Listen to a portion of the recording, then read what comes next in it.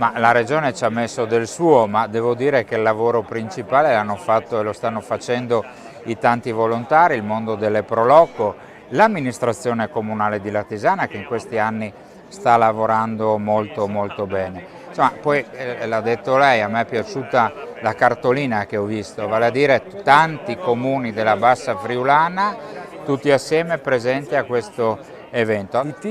E è stato un bel risultato e abbiamo avuto un riscontro perché le persone sono venute e hanno partecipato, quindi abbiamo ringraziato i presenti e lo faremo per tutti questi 3 giorni. È una celebrazione un po' di un rapporto che si sta intensificando. Salirà qua nel palco dietro di me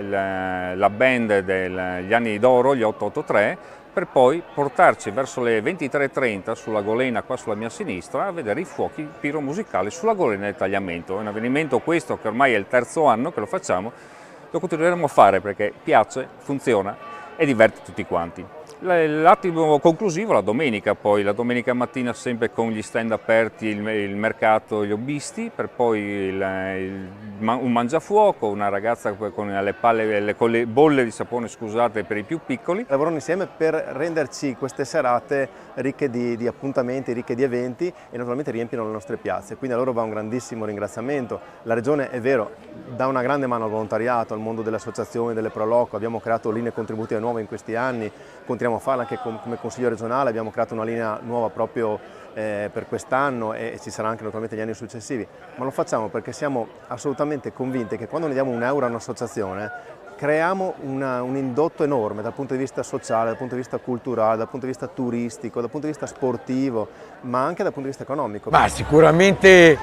Latisana ha un palazzetto bellissimo, oltre a queste bellissime feste, perciò per noi è un onore essere qua, giocare in questo palazzetto e rappresentare tutto il Friuli, perché come sappiamo